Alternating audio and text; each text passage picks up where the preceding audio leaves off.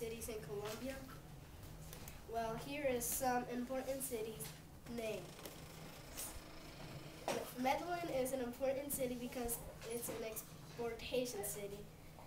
Another important city is Bogota because it's the capital of Colombia. Last but not least is Cali because it has one of nature's wonders. Geography. Colombia is located in South America in the northwest. Colombia has many landforms such as mountains, rivers, and more. One landform is a mountain. Colombia has many mountains. One mountain is called Cordillera of Coco. There are also rivers. Colombia's biggest river is called River Orinoco.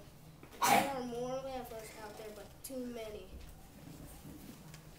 Weather. Colombia's weather is hot because it's located in the middle of the earth, and that's where the equator is, so that's why it's hot. If you were in one of Colombia's mountains and it was daytime, it would be hot.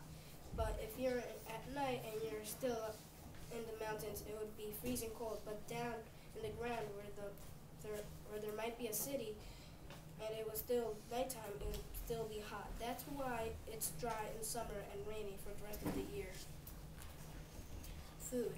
The people in Colombia eat and drink beans, coffee, and rice, and more.